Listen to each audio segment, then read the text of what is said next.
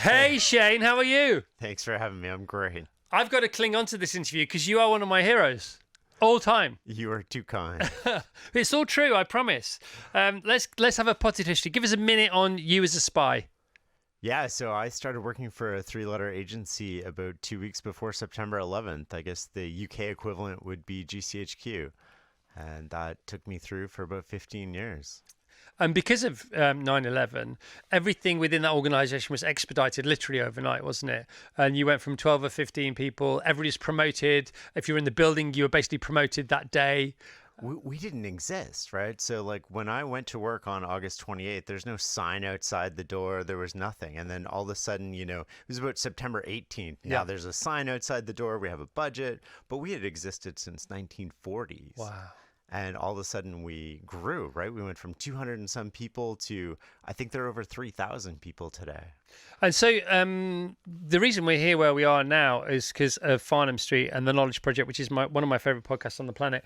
The way it came about is because Shane is testament to the fact that thinking isn't really thinking until you say it out loud, and then the quality of that thinking improves exponentially if you actually write it down. And so, Shane, you start to write your thoughts down into a blog for yourself and for nobody else. But then one of the problems was his bosses started to read this really thoughtful blog, but they didn't know it's from one of their employees. And one day, one of his bosses said, "Come and read this. What do you think about this mysterious guy?" Is that true? You've done your work, yeah. and so I wasn't allowed a public profile.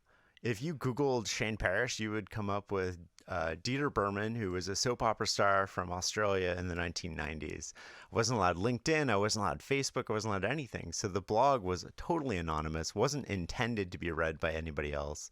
And then all of a sudden people are coming to me with it saying, "Oh, you should read this." And I'm like, I wrote that. But I can't tell them that because I'm not even allowed to have a blog. And one of your bosses said it to you as well. Oh, yeah, it was crazy. And then I was like, can I influence the organization through the blog? I know, It's so funny. And Shane's reply to his boss was, "I think he might be onto something." What? How funny is that? And the blog was it about thinking about decision making way back then even? Well, I was trying to learn how to make practical decisions. How do people make decisions in the real world? Right. They don't use sort of Excel spreadsheets. And why are some people better at making decisions than other people? Why are they consistently getting better results than other people? And I was in charge of some of the operations we were doing, and I wanted to make sure that I was making the best decisions we could, not only for my team, for my country, for our allies, for the troops in theater. And so it was reflections on what I was learning, and you talked about it a little bit there. A lot of thinking is making the invisible visible, right? We want to take these thoughts in our head and we really want to reflect on them. And it's that reflection that gives us these compressions about what to do and what actions to take. He's good, isn't he? He's so good. He's so considered as well. What we'll try and do during this next half an hour is just excite you to dive into Shane more, as he has, in fact, dove into other great thinkers more, which is one of the protocols, isn't it? Yeah. Harvest other people's great decisions of the past. I master the best of what other people have already figured out. There's no original ideas in the book. I think if it was Montaigne who said, I made a bouquet, but my only contribution was sort of the band that held the flowers together. What is original, though, is the fact you've harvested all these people, because you're the only person to do that, and your take on them. So there is originality in there, not necessarily the ideas, but the capturing of those ideas. A little bit, yeah. I suppose.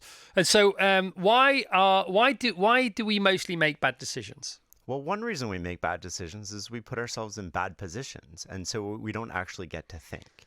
And so circumstances think for us instead of us being able to think for ourselves.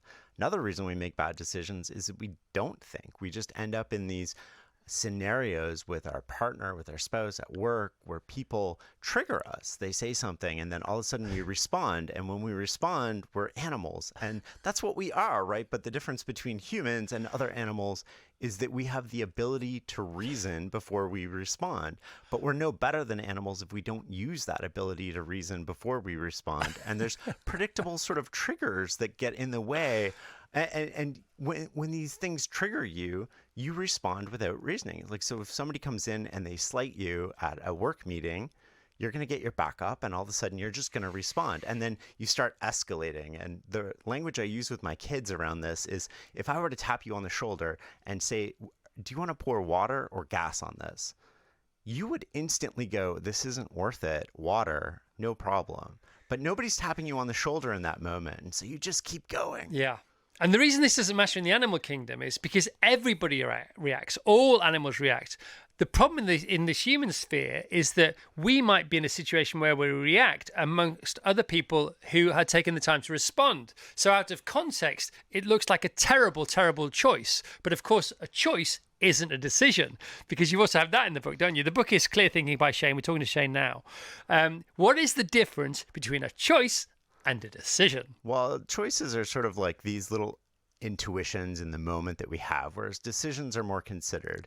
And if you think about it, if the cost of being wrong is really low, you can make a quick choice. It doesn't really matter. But if the cost of being wrong is really high, then you want to make a decision. You want to be more considerate about what you're doing.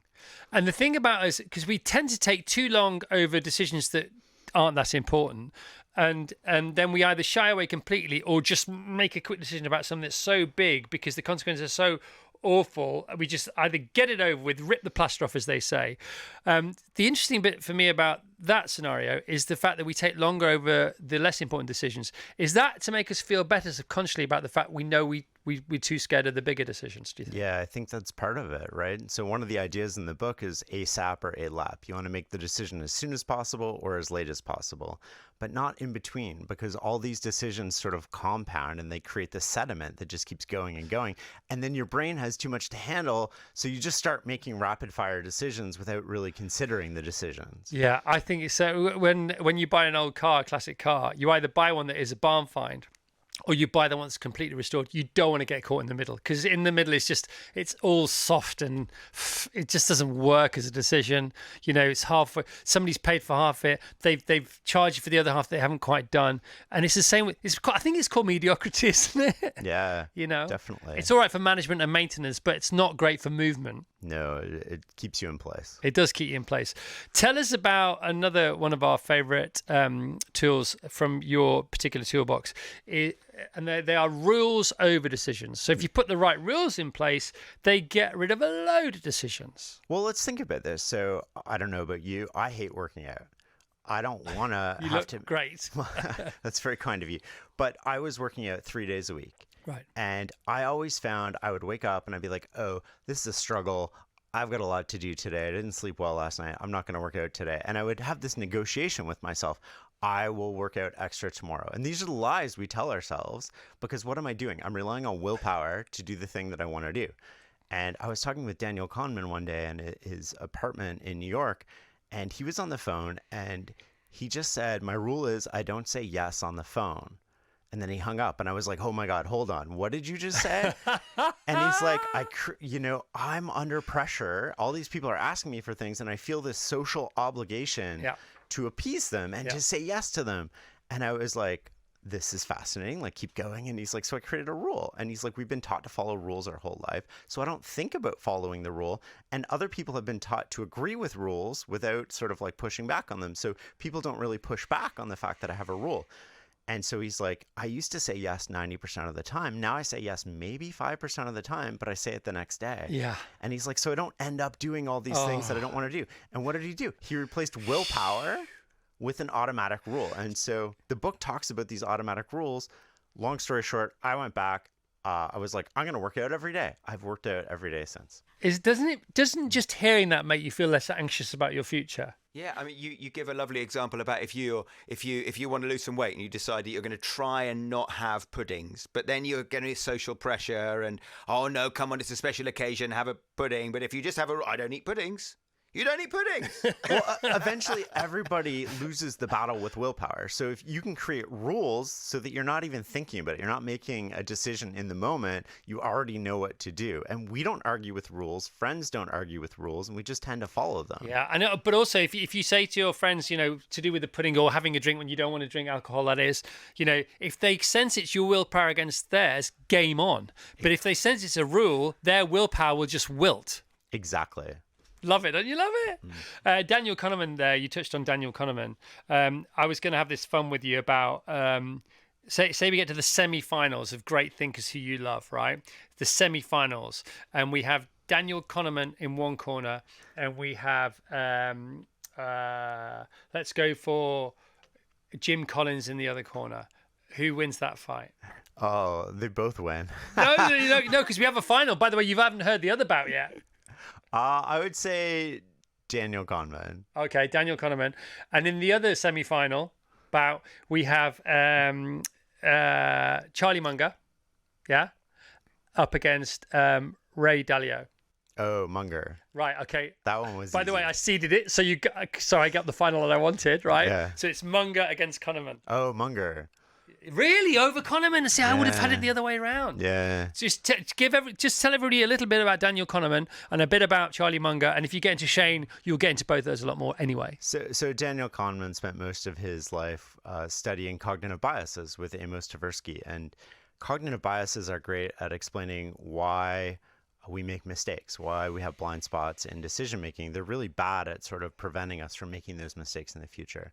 And Charlie Munger is the partner of Warren Buffett, sort of created Berkshire Hathaway with him over the last 60 years or so, and has put a lot of these principles into action in a way that prevents you from making a bad decision in the first place.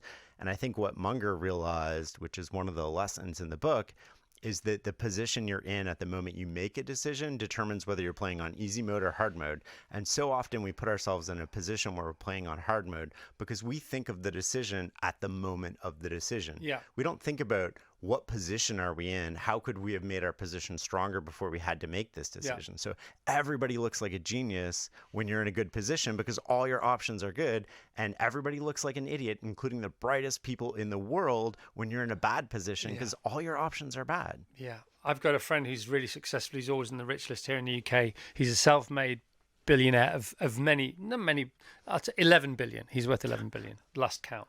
And whenever people try and sell him something, and I've had my Daniel Kahneman moment with him in his office, and I've heard him on the phone, and when people are trying to sell him something, companies, cars, houses, hotels, cities, sometimes, he says, yeah, thanks so much. To be honest, I'm not desperate to buy anything like that at the moment. Full stop, right? I'm not desperate to buy what you want to sell me, okay? Next phone call. Somebody's trying to buy something from him. He says, yeah, okay, no, thanks so much for the interest. Thanks for reaching out. To be honest, I'm not desperate to sell that at the moment. He's never under pressure in that particular aspect of his life. Other aspects, massively. So therefore, he's just going to make better decisions anyway. And also, the person who's trying to negotiate with him sort of has nowhere to go. Do you know what I mean? You're always operating from a position of strength. And it's really hard to make bad decisions when you're never forced by circumstances into making bad decisions. But we don't think about this. And I sort of clued into this with my one of my children who brought home this test, and he's like, he got this really bad grade. He's like, I did my best. And I was like, oh God, like, let's talk about this. What does it mean to do your best? And he's like, well, I sat down at 10. I read all the questions. I got the points. I focused my attention on the questions worth the most points. And I was like, hold on, rewind.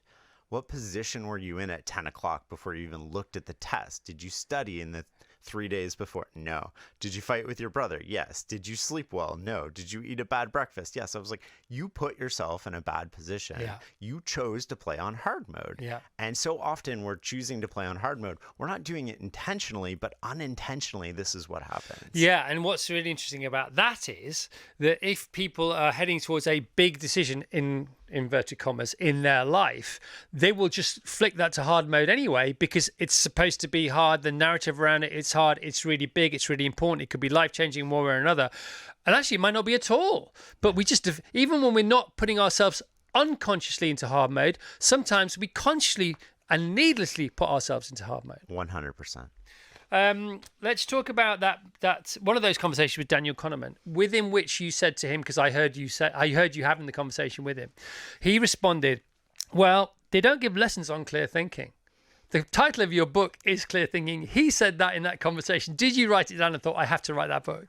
No, that didn't come to mind at that point in time. It's sort of, when you think about thinking and decision making, there's no class in uni about here's all the things you need to learn to make decisions. Here's all the things you need to learn to sort of put these things together and think better about situations. And I just thought clear thinking was such a perfect title for two words that sort of encapsulated that. And then the subtitle is turning ordinary moments into extraordinary results, because we're taught how to think about, we think directionally right about who to marry and where to work and where to live and all these things because we know we're making a decision. But so often it's these little moments we're not thinking about that dictate the position that we find ourselves in at the moment we make a decision. It's also simple when you slow down and Shane talks to you about it all. The book is split into two. Just to explain the two halves of the book for us, if you don't mind. Well, so it's sort of building strength, managing weaknesses, and rules, right? About how do we create safeguards. And there's tons of practical examples about safeguards that we can use, including splitting a decision. What is the problem from how do we solve it? And making those two separate meetings instead of one. And automatic rules. How can we use rules so that we're not relying on our willpower?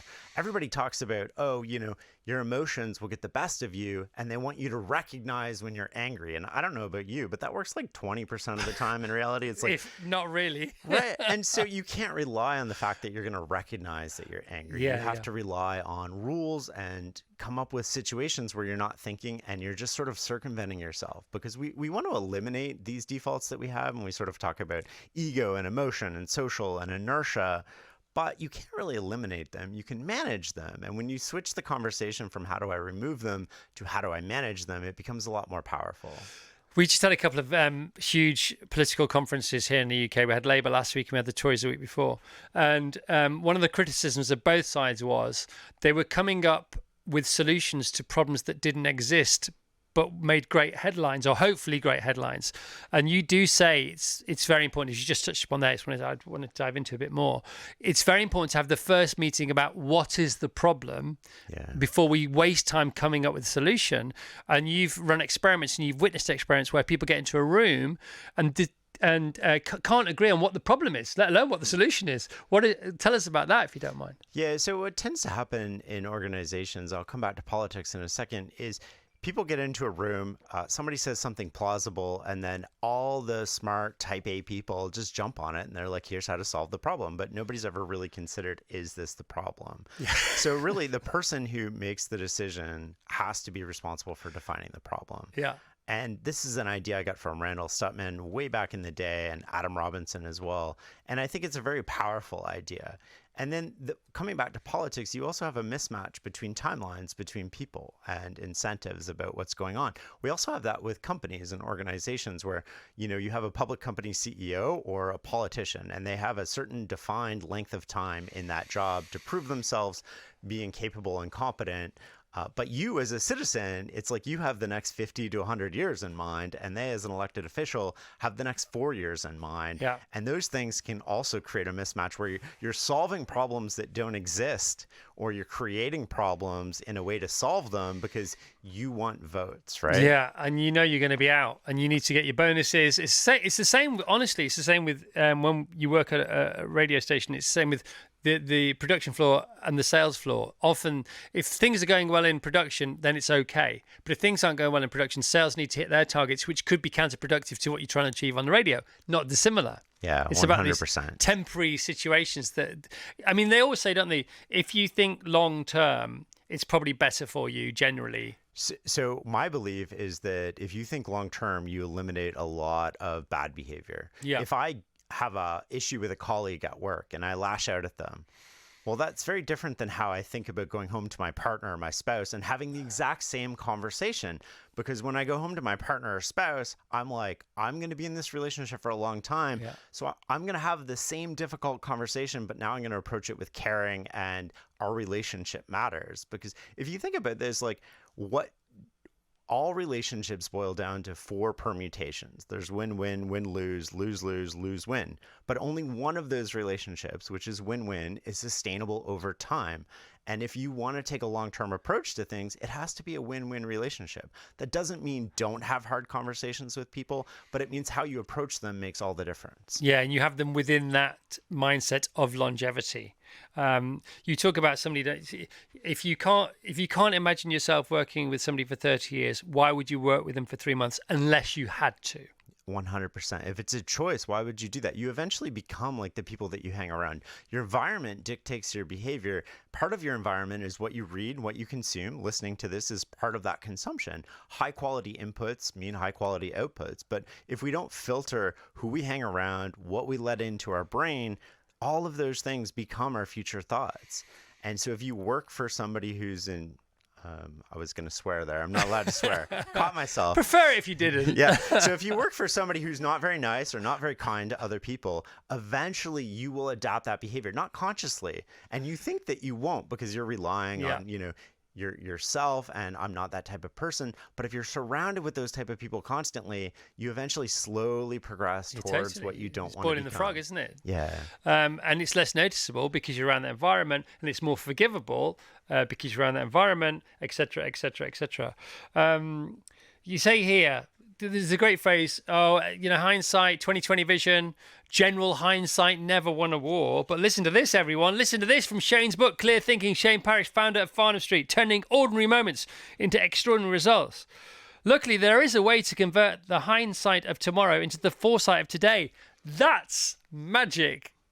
Yeah, that's what you want to do, right? You want to convert hindsight of tomorrow into your foresight today, so you're not making mistakes that you can anticipate. Can you give us a couple of rules to do with that? Well, a great example of this is sort of we're in London, Ebenezer Scrooge, right? So what did he want? He wanted to become the richest, most well-known person in the community. And what did he get? He got all of those things. But what did he want at the end of his life? He wanted a do-over, because the way that he went about approaching those things was mutually exclusive from living a life of meaning. So can we use that? Can we use that hindsight, his hindsight, to be our foresight and then approach our life differently? Yeah. And sort of there's all of these different things that you can use to do that. There's one of the references in the book is Carl Pilmer wrote a book, Lessons for the Living. He interviewed people close to death, and he's like, what do you regret? What should we know about living? Well, why can't we take that? People who are at the end of the maze, and they're going to give us the directions to get to the right place. Well, that sounds like a really good shortcut to me. Yeah. So memento mori, we can talk about Seneca 2,500 years ago. You could talk about Steve Jobs 25 years ago. They had a very similar take on meditating on perhaps today being our last day. And if today was your last day and you knew, would you change what you're doing specifically? If the answer was yes, then maybe you should change it anyway. That's true. I mean, it doesn't mean go out and spend all your savings or anything like that, but it does mean, like, if you're waking up on Mondays and you're not happy to go to work, often we get stuck in this situation where it's too good to stay, too good to leave, and too bad to stay. And then inertia takes over. So we end up in relationships, we end up in jobs, and we're not there because we want to be there. We're not there because it's serving us. We're there because we're scared to leave. We're there because we're scared to confront our own thoughts about it and what it means about us. And I think that you really need to think consciously about that stuff. And these are examples of things where we just don't tend to think, and the situation thinks for us. So for things to have to change, you have to change things. So that's about jobs, direction. They're big things. They're scary things. And especially if you're really stuck. How do we nudge the beginning of change? Why do we have such issues with even small change? Well, one way to nudge the beginning of change is just to write things out. You have all these invisible thoughts in your head, and you can make them visible. And when you make them visible, they become a lot more real and tangible. And then you can start seeing what's going on in your brain in a way that you can't process when you're just thinking. So often we have these short attention spans and fragments, and we get distracted. Like we're like a squirrel. We run around, we're like, oh, there's something, chase after it. And that's how our mind works. So forcing yourself to write out a page, nobody has to read it. You can burn this thing after, it doesn't matter. But writing out your thoughts is sort of the first step to And it shuts the chimp up. How do I understand where I'm at? Because if I don't understand where I'm at and where I want to go, then what am I doing here? It stops the repetitive loop as well, because the chimp inside our head is like the friend who wants you to know something about somebody, but never wants them to know that it was the chimp that told you. And so if you say something out loud to a friend, or a colleague, the chimp, you can hear the chimp screaming inside, no, don't tell them, because then I can't keep repeating it to you and terrify you with it. I can't terrorize you with it. But if you write it down or say it out loud, that's what happens. Yeah, we all have this song on loop in our head, right? And the most powerful story in the world is the one we're telling ourselves. Yeah. So you have to listen. What is that song that I'm replaying in my head? Yeah. And am I going to the right place? Check your destination, right? It's one thing to get what you want. It's another thing to want what's worth getting. Yeah, I love it. So Daniel Kahneman talks about A to B. He said not a destination, not a journey, but a behavior. So if our behavior is A and we would like to change our behavior to B, he said that's the question. But the most useful way of framing it is if we want to behave in a B way of life mindset, why aren't we doing that anyway if it's preferable? So what is stopping us? So it's not about pushing yourself or somebody else to change. It's about unhinging or releasing yourself from where you are, and then maybe you'll end up where you want to be anyhow. Totally. I think we can come up with, we talked about environment dictating behavior. Well, we can create artificial environments that do change our behavior. A rule is an example of an artificial environment. What you input into your head is another example of like what's coming into my environment, who I hang around. What you're really trying to do is turn your desired behavior into your default behavior. Yeah. So on Saturday, I have a 14-year-old son now. He's brilliant. He's a great kid. However, I said, what are you doing this weekend? He said, I haven't made plans yet. I said, no, it's the weekend. Plans for the weekend are before the weekend. Otherwise, fail to plan, plan to fail. Plan to fail, fail to plan. And he said, well, I'll make plans. Okay, so my nudge to him, as opposed to pushing him, my nudge to him was to make the present moment, which he was finding at the moment, so comfortable, taking his time with breakfast, getting up late, to make it so uncomfortable, he would want to get out of it. So I said, no, it's very simple. Either you make plans for the weekend, or in the next half an hour, I will give you some jobs for the weekend. He immediately made plans for the weekend. No problems whatsoever. Is that my B2A? Is that right? That's a forcing function, right? You're making it hard for him to just sit there and do nothing because he knows that result is going to be bad. Is that okay? Yeah, it's a good way to do it. But think about the position he was in, going back to something we talked about earlier. Yeah. So he put himself in a position where he woke up on Saturday morning and didn't have plans, which is sort of playing on hard mode in a way, right? Because now he knows his father's going to come in and start dictating, here, all these chores need to be done. Clear the garage. Yes, exactly. And he had a great weekend as a consequence. So I got that one right. We get a lot of things wrong. Talking about CEOs and their sort of temporary reigns, as it were, that's why the best CEOs are founder CEOs, because they have the perfect combination of both. Your Jeff Bezos's, your Elon Musk. I know you're a big fan of Elon. I knew you were a big fan of Elon pre-X or Twitter. Are you still a fan post-X and Twitter? I'm a fan of the best version of Elon, which is the version that inspires us to take on challenges that haven't been done before. I'm a fan of free speech, so I'm a fan of somebody trying to do something about that. No, I am a fan also. Other people that you look to, I mean, the quote, the Einstein quote, I've never heard before. And you don't say it is Einstein, you say you think it might be Einstein, about counting. Can you remember that quote? Oh, not everything that counts can be counted. Not everything that... Is that the one? Yeah, that's the one. Say that again. Not everything that counts can be counted. And not everything that can be counted counts. Yeah, not everything that can be counted counts. From that's why he's the best, isn't it? Yeah. Because he's a founder CEO of science in a way. Pretty much, right? And founders, if you think about it, they're just in a position where they can't really get usurped, right? Yeah. So Warren Buffett had control of 40% of Berkshire Hathaway. Yeah. Most of the founder CEOs have so much control over the companies that outside influences play less of a role. They're never forced by circumstance into a bad decision. So what's our version of that on a day-to-day basis? Can we put ourselves into that position, do you think? Yeah, you can start thinking about that in terms of what it means to your life. And some of that is the basic things, right? Sleeping, eating. Yeah. Fueling. Investing in your relationship with your partner or spouse. And what does investing mean? Well, it means checking in, connecting, so that when the inevitable fires come, and they will come, you're in a better position to weather that storm, a better position to handle it. If you imagine there's a patch of grass between you and everybody in your life, if you water that grass, A tiny little spark is not going to set it on fire, but if you don't water that grass, even the tiniest spark is going to create like this raging fire between you. There's a lot to be said, isn't there? I mean, you could actually, if you wanted to, you could have a flamethrower or a Bunsen burner. I don't think you can get you probably can get flamethrowers on Amazon.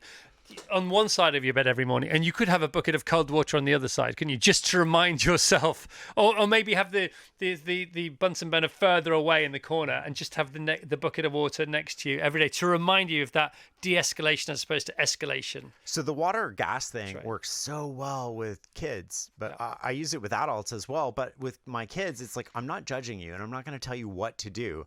I just look at them now, and I'm like, water or gas? Yeah, I love it. And sometimes they actually choose gas, but that's okay. That's a different, they're brothers. They're like 14 months apart. But sometimes you do need a bit of fire in your belly. Exactly. But nowhere near as much as we try and make out. And most times they're like, yeah, I really don't want to do that because that's not going to get me what I want. Yeah, it's a nightmare. It's going to waste so much of your life. A couple of quickies. We're nearly out of time. It's been over half an hour already. I hope it's flown by.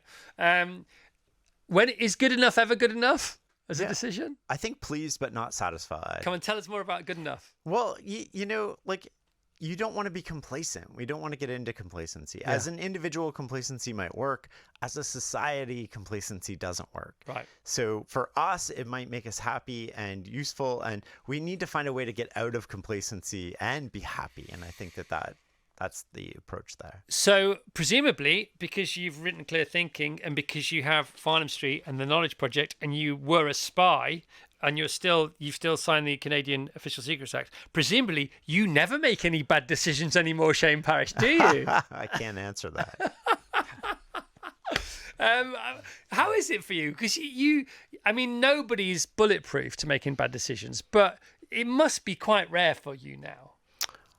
I think, I never wanted to be held up as somebody who makes perfect decisions all the time. Right. And one of my worries with the book and the title of the book was that I would be held up as this unattainable standard.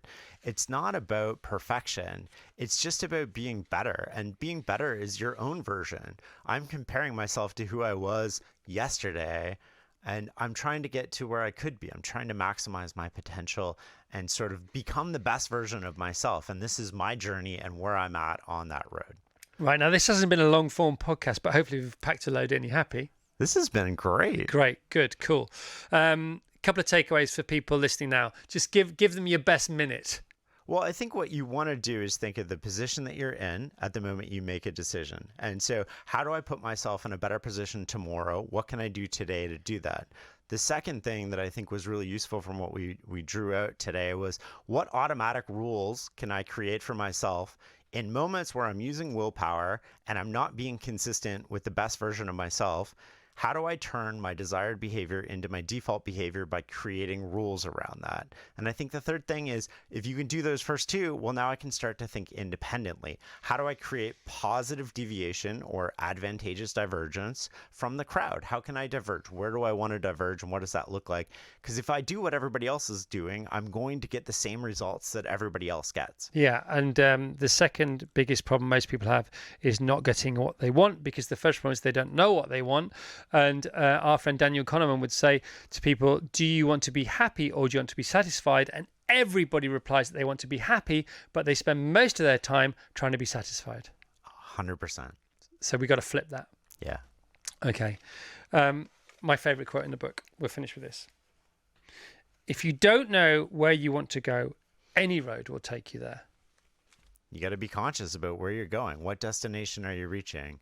And one of the ideas in the book is we offer a thought experiment at the end. Imagine you're sort of 90, you're lying in the hospital and you're unconscious, and you can hear everybody, but they don't know that you can hear them. What are they saying about you? And what do you want them to be saying about you? And are you living your life in a way that is going to cause them to say those things? It's not going to matter how many Twitter followers you have. It's not going to matter how much money you have in your bank. All of these superficial things drop away. And what really matters is the relationship with the people you love. The relationship with the people you love. If you don't know where you want to go, any road will take you there. It's so important to have a destination and a goal. You don't have to score the goal. You don't have to reach the destination, but it gives you a route map, doesn't it? That's the thing. It's not dissimilar to, you know, if you don't stand for anything, you'll end up standing for nothing. If you're not willing to die for anything, you'll end up dying for nothing. If you don't have your own agenda, by lunchtime, you'll be living by somebody else's by tea time. And it doesn't mean that you set your destination once and you forget about it. Like what you want as your destination at 20 is not the same as what you want at 30, 40, 50. And so it's a matter of being conscious about these things and thinking about them. And there's the fun. There's fun in that. Yeah. As opposed to stress and anxiety. That's the fun part. Once you decide where you're going on holiday, then it's like, you know, and you book the hotel and everything else, then all the fun stuff is left. Shall we go to the beach or should we go to the market? Should we have a dip in the sea before lunch or after lunch? All that kind of stuff. Apparently, Shane takes on 2 private clients a year. Only 2. Is that still the case? That is still the case. How do we get, what's the queue like for that? What's the waiting list like? How do you decide who the 2 are? It's feel, which is interesting. It's intuition. Am I interested in the problem? Am I interested in the person? Because we're going to spend a lot of time together and we're going to start dissecting things. And so what does that look like? And do I feel like we have a good rapport?